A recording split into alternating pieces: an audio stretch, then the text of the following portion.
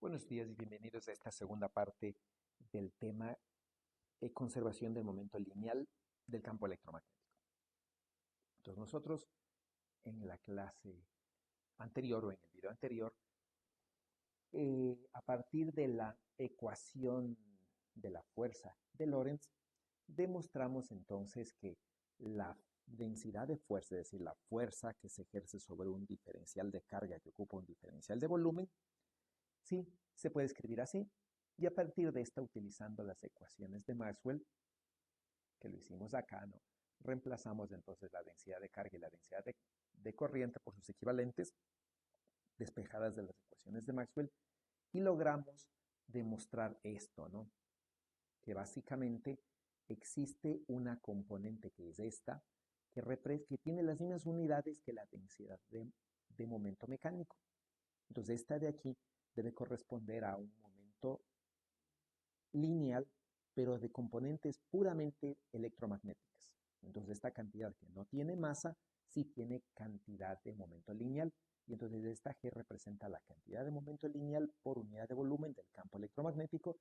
Y esta P representaba, como recordarán, la cantidad de momento lineal mecánica, es decir, de la masa, de la carga, ¿no es cierto?, que tiene masa, que se está acelerando, que está variando debido a la fuerza, ¿no? Y todo esto de aquí tenía que provenir de la divergencia de una cantidad tensorial. Y hoy vimos, ¿no?, que la divergencia se puede escribir de forma matricial como la multiplicación de un vector fila y el vector columna, ¿no?, aplicando este concepto a una matriz que sería nuestro tensor. Entonces tendríamos que esta es la derivada, ¿no? Entonces tratemos de demostrar eso. Tenemos la ecuación a la cual deberíamos llegar. Y aquí lo primero que vamos a hacer es utilizar las ecuaciones de Maxwell para reemplazar, ¿no?, la derivada con respecto del tiempo del campo magnético por el campo eléctrico.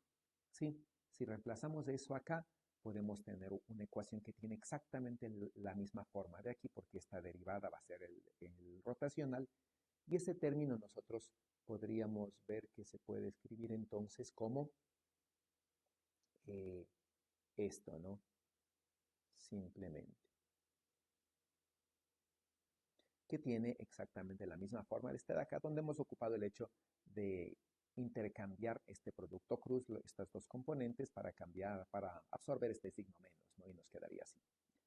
De este podemos coger nosotros la componente ISI. Entonces nosotros podríamos utilizar el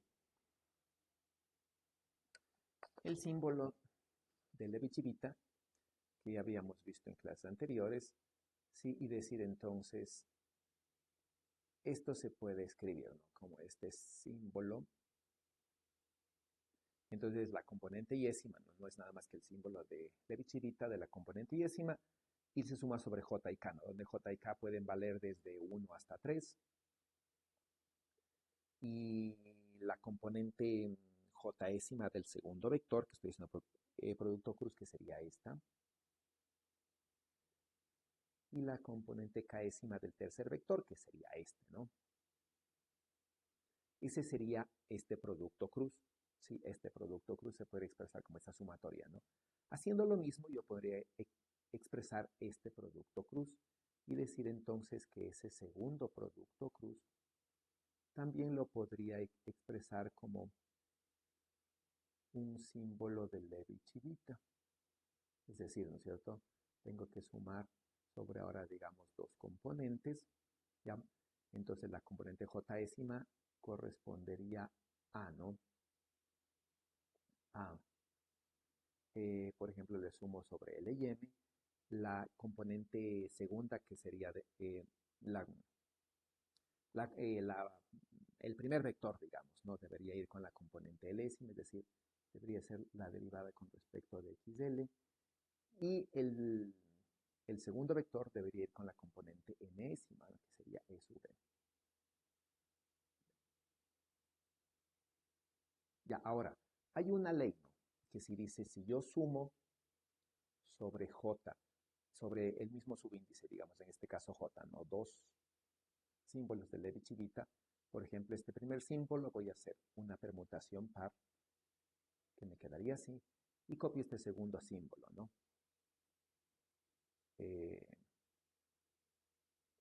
Hay una identidad que dice que esta sumatoria no es nada más que la multiplicación de dos deltas de Dirac, ¿no? Entonces, este de aquí, deltas de Kronecker, perdón. Este delta de aquí, ¿no es cierto? Cuando este coeficiente K es igual a este coeficiente L, es decir, el segundo con el segundo, y el tercero con el tercero, porque J es el término común, menos un producto semejante, ¿no? El intercambio era los subíndices, el segundo tiene que ser igual al tercero, es decir, K es igual a M, y el tercero es igual al segundo, que sería I es igual a M. Si aplico esta identidad, entonces, acá, lo que me va a quedar, ¿no? Es que este producto, la componente yésima de esta cosa, lo que va a hacer es esto, ¿no? Desapareció la componente en J y me quedaría solamente las sumatorias en K, L y M. Y me quedaría de esto, ¿no? De delta KL, de delta IM, pongamos así, T, ¿no es cierto? De esta derivada.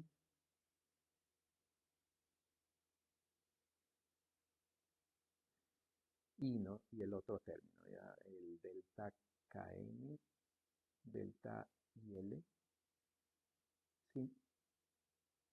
Ahora, haciendo las sumatorias, naturalmente estoy sumando sobre L y M, KL y M, ¿no?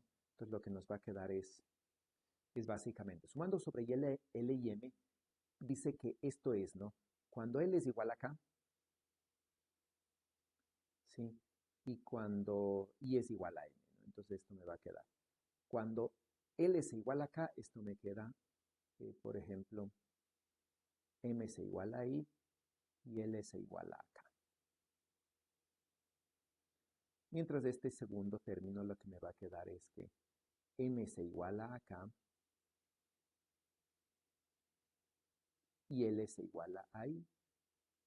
Recuerden que I es un índice que no es mudo, es decir, que no corresponde a una sumatoria, porque estos sí corresponden a este término, que es la componente X, Y o Z, por ejemplo, que quiera yo calcular. Mientras que los coeficientes J, K, L y M son índices mudos porque corresponden a una sumatoria.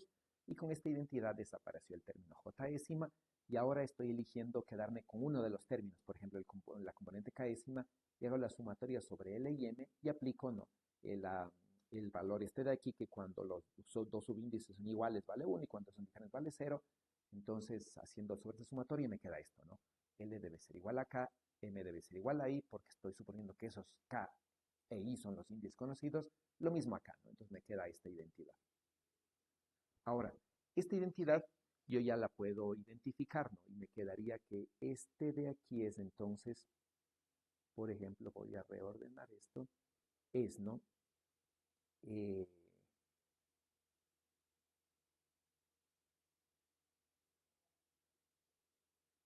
sí, este término y este segundo término yo lo podría escribir así, reordenando.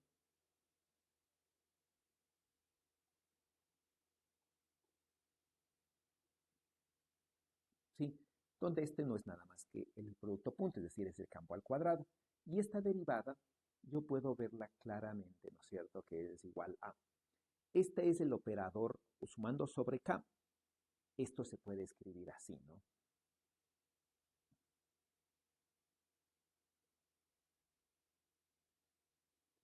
Este E punto delta, podríamos ponerle al revés para que se vea claramente. Este, el campo eléctrico, la componente Késima, la componente Késima, está, ¿no es cierto? Tiene el mismo subíndice, digamos, de la derivada con respecto de la posición del operador nabla, en definitiva. Entonces, esto de aquí se puede identificar como un producto punto, que es este producto punto, ¿no? Y esto está operado sobre el campo eléctrico de componente yésimo, ¿no? Ese sería el primer término, ¿ya? Este segundo término, en cambio, se puede escribir como la derivada con respecto de la componente x yésima. Yo puedo identificar que aquí no es nada más que la derivada de un producto. Sí, bueno, aquí, perdón, me faltó un sobre 2. Entonces yo podría identificar que esto no es nada más que esto, ¿no? Donde el término entre paréntesis aquí es la densidad energética del campo eléctrico. ¿Sí? Y este término, bueno, simplemente es cualquier operador, ¿no? Que no sabemos de qué es igual. Entonces, este sería este coeficiente, ¿sí? De la misma forma, este quedaría idéntico, nada más que habría que cambiar E por B, el campo eléctrico por el magnético, y ya podríamos tener a que es igual toda esta identidad, ¿no? Entonces vamos a conservar en azul, entonces vamos a decir que esta identidad, ¿sí? Que esta ecuación no es nada más que esto, ¿no? Entonces yo puedo escribir así, epsilon sub 0, la derivada, la divergencia del campo eléctrico multiplicada por el campo eléctrico, componente yésima, recuerden, ¿sí? Por ejemplo, el campo eléctrico, y esto de aquí, ¿no es cierto? Este siguiente término le voy a agrupar, esto me va a quedar epsilon sub 0 del campo eléctrico, producto punto el operador nabla del campo eléctrico, en general no, la componente yésima, menos el operador nabla, que sería la componente que sale de aquí, no la componente yésima, que correspondería a nabla, de la densidad energética del campo eléctrico. Todo eso con respecto del campo eléctrico. Con respecto del campo magnético, me podría yo escribir exactamente igual y podría decir que esto se puede escribir como la divergencia de B por B sobre mu sub 0. Este primer término no existe acá, pero puedo sumarle. ¿Por qué? Porque estoy sumando 0. Realmente este término de aquí es igual a 0, es decir, estoy sumando un 0 porque la divergencia del campo magnético siempre es 0 porque no hay monopolos magnéticos. ¿Sí? Este segundo término es exactamente igual a este, entonces yo podría simplemente escribir de forma idéntica, ¿no? Podría decir que esto es el campo magnético B, producto punto el operador nabla del campo magnético B, menos el operador nabla de B cuadrado sobre 2 mu sub 0, que nuevamente viene a ser la densidad energética del campo magnético. Entonces tenemos estas dos formas idénticas, ¿no? Ahora, esto debería provenir de un operador divergencia de algo. Entonces, veamos los coeficientes que tengo aquí, ¿no? Entonces aquí, por ejemplo, yo podría decir que analicemos estos de aquí, por ejemplo, y podría decir que esto es, ¿no? Nada más que esto, ¿no? Epsilon sub 0, dejémosle afuera, de la sumatoria sobre y, por ejemplo, ¿sí? De la derivada con respecto de xy del campo eléctrico yésimo, ¿sí? Y esto, por ejemplo, digamos que es, por ejemplo, no, creo que faltaría aclarar algo aquí. Supongamos que estoy cogiendo la componente jésima de este. Entonces, este en habla, ¿sí? Le voy a hacer, es un índice mudo porque simplemente tengo que hacer la sumatoria de las derivadas de la posición con respecto a la posición del campo. Y este, ¿no es cierto? Estoy cogiendo la componente jésima. Entonces, este es E sub j. Mientras que este segundo término no va a ser nada más, ¿no? Que la sumatoria sobre I igual el campo eléctrico yésimo, la derivada de x yésimo de la componente jésimo. Y esto me doy cuenta que esta sumatoria no es nada más que esto, ¿no? No es nada más que la derivada con respecto de xy, bueno, pongámosle de hecho, cambiémosle de orden, la derivada con respecto de xy, me falta una sumatoria, perdón, la derivada con respecto de xy de epsilon sub 0 de EIJ. Y entonces esto no es nada más, ¿no? que un operador, que es el operador nabla, operado sobre esta cosa, en producto punto con esta, ¿no? Entonces esto se nota como la divergencia y este debe ser un tensor que tiene como componentes la componente I del campo eléctrico y la componente J. Por ejemplo, eso quiere decir que esta de aquí yo podría decir, ¿no? La componente XY de este, le puedo escribir entonces como epsilon sub 0 X de Y. Bueno, no solamente de esta parte. Ahora, aquí es esto, ¿no? De esta de acá, si le sumamos, para completar, voy a ponerle aquí, por completo, esta de aquí tengo que sumarle y decir entonces es menos epsilon sub 0 de cuadrado sobre 2, que está fuera de la sumatoria. Entonces, para darle una forma, este existe solamente para la componente yésima. Sí, es decir, ¿no es cierto? Este existe solamente para una componente, ¿ya? Como estoy escogiendo la componente, extendamos ahora esto a la componente jésima. Por ejemplo, como esto existe solamente para la componente jésima, esto sería la derivada con respecto de xj de este paréntesis. ¿Ya? Y entonces, esta derivada con respecto a xj, para que tenga esta forma, yo le podría poner, ¿no? Decir, aquí tengo que sumarle,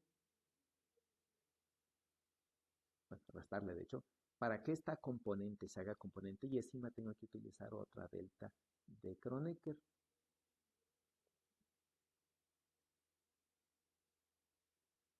Y extender esta sumatoria y esta derivada acá.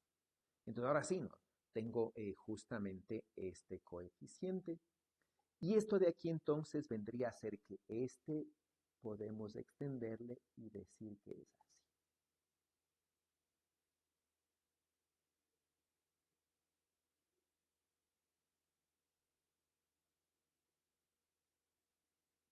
Y entonces ya podríamos tener nuestro sistema completo, ¿no? Por ejemplo, este sería delta XY o delta 1, 2, que básicamente es 0, ¿no? Entonces este no existe para estas componentes y solo existe cuando I es igual a J. Ya que este básicamente es 0. Entonces si hacemos eso, nosotros podríamos definir que todo este primer corchete proviene del gradiente, de la divergencia, perdón, de un tensor. Y entonces podríamos definir el tensor de esfuerzo de Maxwell así, podríamos decir, ¿no es cierto? El tensor de esfuerzo de Maxwell no es nada más que esto, ¿ya? No es nada más que, ¿sí? Epsilon sub 0, por ejemplo, EIJ menos delta IJ de epsilon sub 0 por el campo al cuadrado sobre 2. Esta sería para la componente del campo eléctrico y para la componente del campo magnético por la simetría, ya que este segundo corchete es idéntico a esto, nada más que hay que reemplazar adecuadamente las componentes. Esto no es nada más que BI de J sobre mu sub 0 menos delta IJ de B cuadrado sobre 2 mu sub 0. Sí, y eso nosotros podríamos entonces decir, ¿no? Que esto es igual a EI de J, agrupando, ¿no? Este epsilon con este E y denominando esto el desplazamiento eléctrico. Y si esto es un medio lineal, podríamos generalizar la ecuación, que es del propósito para no volver a deducir lo mismo, ¿no? Y entonces aquí tendríamos exactamente igual, ¿no? Y acá lo mismo, ¿no? Que sería BIHJ y menos la...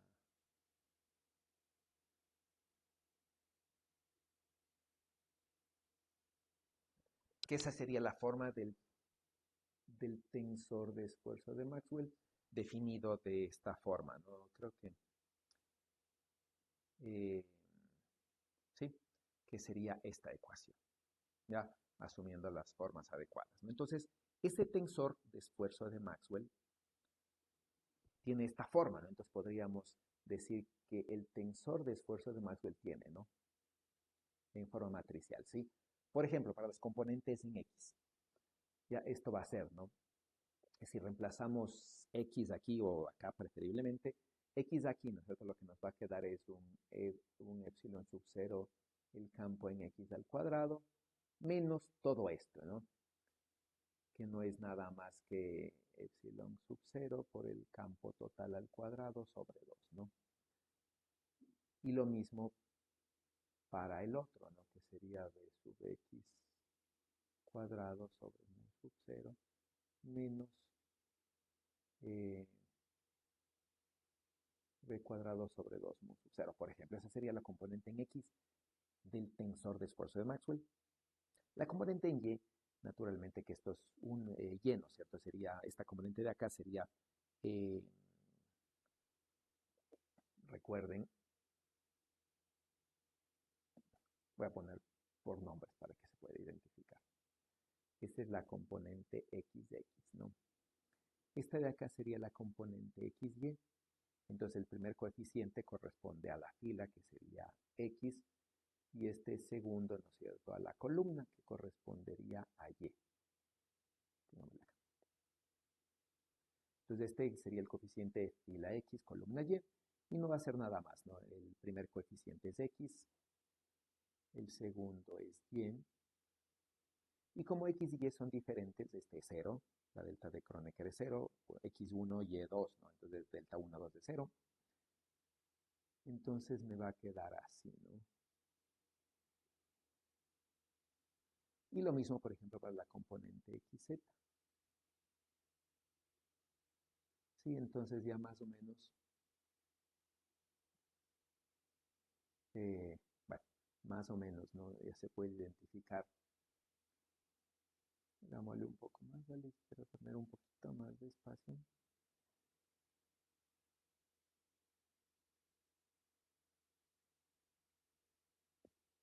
Ya, ¿no? Entonces, lo mismo se puede identificar para los demás coeficientes, ¿no?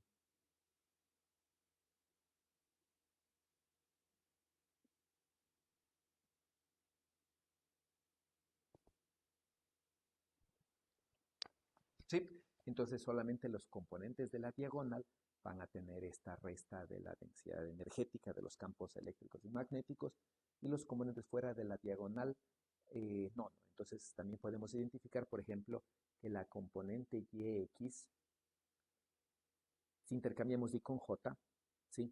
Es la misma, entonces es un tensor simétrico. ¿Sí? Bueno, formalmente voy a mantener el orden, pero podríamos ver que aritméticamente es la misma cantidad, ¿no? Es simétrico, lo mismo, por ejemplo, con el ZX. Sí, es exactamente igual, ¿no? El orden no importa, pero para que se vea cómo se compone, ¿no?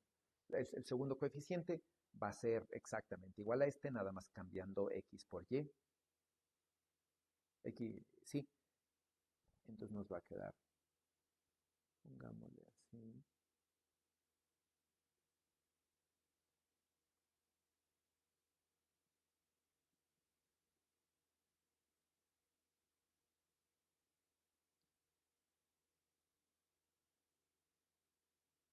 Y los demás coeficientes igual, no faltarían los coeficientes de acá abajo. Entonces, ese sería el tensor de esfuerzo de Maxwell en forma matricial. Hay que tomar en cuenta que en algunos libros ese tensor de esfuerzo de Maxwell está definido de otra forma, ¿no? Nosotros, o yo, más o menos he tomado la forma para que este signo sea un signo negativo, definido así, pero por ejemplo en el libro de Griffiths el tensor está definido de esta forma, ¿no? Entonces, si ustedes se fijan en la ecuación 817, el tensor tiene el signo contrario, ¿no? Este tensor es de signo positivo. Me parece que estamos, ¿sí? Y yo le he elegido de signo negativo, ¿no? Exactamente al revés, ¿ya? Entonces, de eso tomen en cuenta, por favor, que de acuerdo al libro, la definición del tensor de esfuerzo de Maxwell es diferente. Y ahora sí ya podemos dar un sentido físico a esta ecuación. Entonces, al igual que en la eh, eh, conservación de la energía, nosotros tenemos una cantidad de momento del sistema, ¿no? Ahora, el sistema está compuesto por la carga y el campo. Entonces, el sistema tiene cantidad de movimiento mecánico almacenada en el cuerpo que tiene masa, que se mueve, y la fuerza, ¿no es cierto? Es decir, la fuerza que ejerce este campo eléctrico sobre este cuerpo va a hacer que la cantidad de movimiento del campo varíe, del cuerpo varíe. Pero esa variación es a costa de esto. Eso quiere decir que el cuerpo, ¿no es cierto? Por ejemplo, pongamos aquí una carga en presencia de un campo eléctrico. La forma de verle es que la carga siente una fuerza y esta fuerza, ¿no es cierto?, que es esta,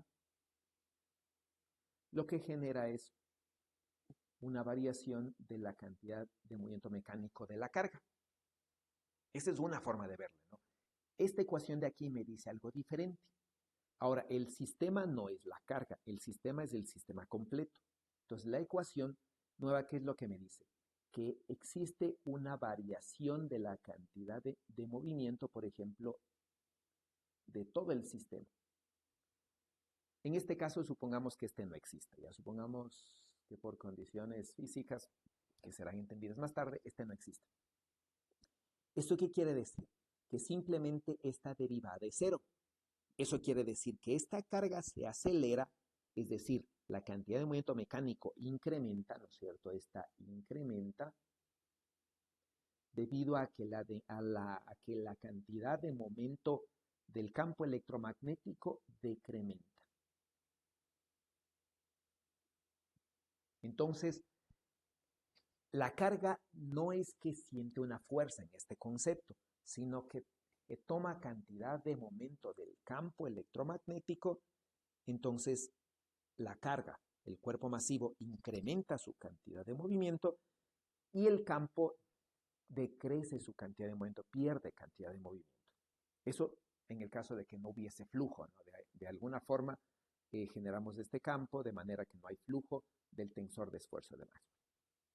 Entonces, las dos cantidades se intercambian si es que este no existe. Eso quiere decir que el momento del sistema, repito, el sistema es la carga y el campo eléctrico, se conserva. ¿Sí? Eso por un lado, ¿no? Y eso, bueno, habría que verle ya en ecuaciones qué significa para este sistema, por ejemplo. Por otro lado, si existe esta cantidad, el tensor de esfuerzo de Maxwell, nosotros podríamos escribir esta ecuación, por ejemplo, integrar a toda esta ecuación en un volumen y por el teorema de Gauss nosotros podríamos pasar esta divergencia de la integral de volumen a un flujo y podríamos decir entonces esta ecuación, ¿no? Podríamos decir que la integral de volumen de la densidad de momento mecánico más la densidad de momento del campo electromagnético. Fíjense, esta integral lo que me daría es el momento total del sistema, sin importar si el momento lineal es mecánico o electromagnético. Entonces, la variación del momento lineal del sistema es igual al flujo, ¿no? A menos el flujo del tensor de esfuerzo de Maxwell.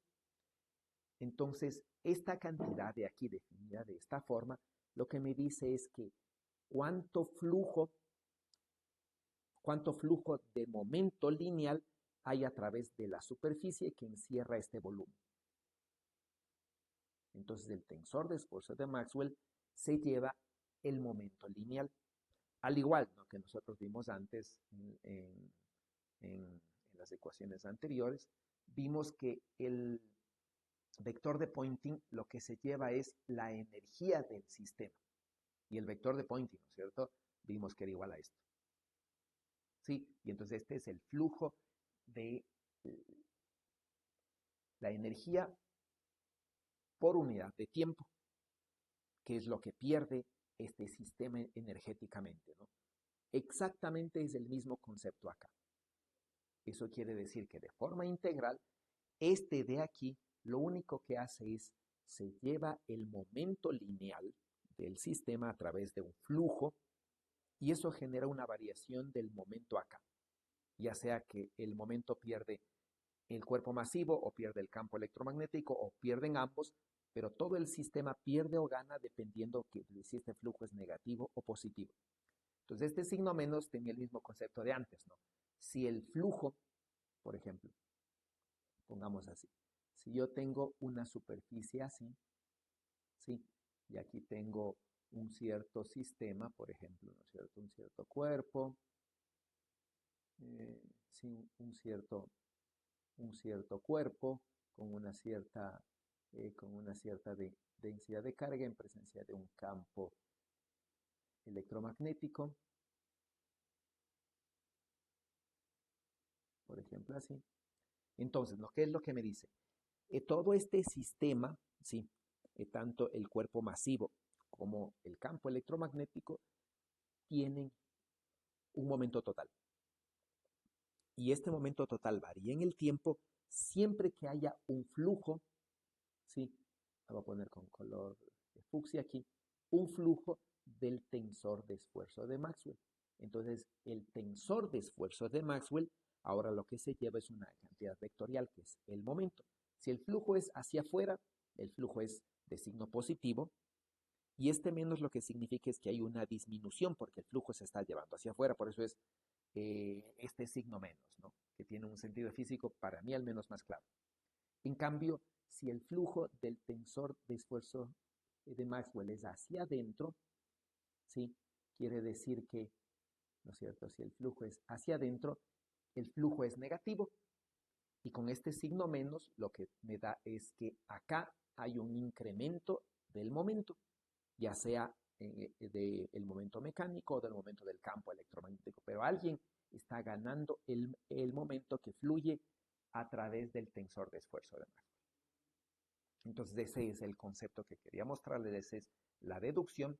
Y ahora sí, con estas ecuaciones de forma diferencial o de forma integral, se puede resolver los problemas que están planteados, ¿no? Entonces, sobre todo, se puede ya resolver, por ejemplo, este problema. Eh, y ustedes también ya podrían replicar la demostración, que es justamente la tarea que ustedes debían haber presentado, ¿no? En base del momento lineal, si nosotros tenemos, ¿no? Una partícula, por ejemplo, así, ¿sí? Una partícula de masa m con velocidad v, ya sabemos que tiene una cierta cantidad de movimiento, nosotros podríamos decir, ¿no es cierto?, que esta partícula tiene un momento angular que es simplemente la posición de la masa producto cruz su momento lineal.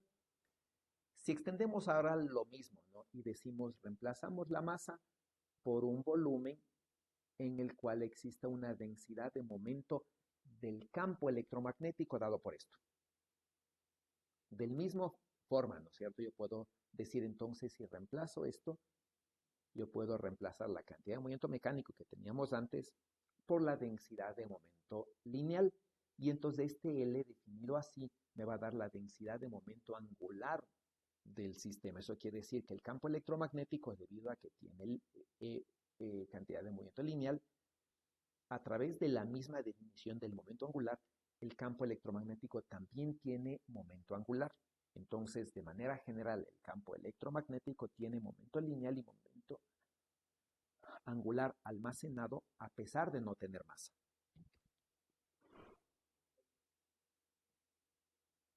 Con eso, ustedes ya pueden resolver el siguiente ejercicio y ya quedaría de tarea para la siguiente semana esto, ¿no? De este libro, esos ejercicios para completar y con eso finalizaríamos la clase de hoy.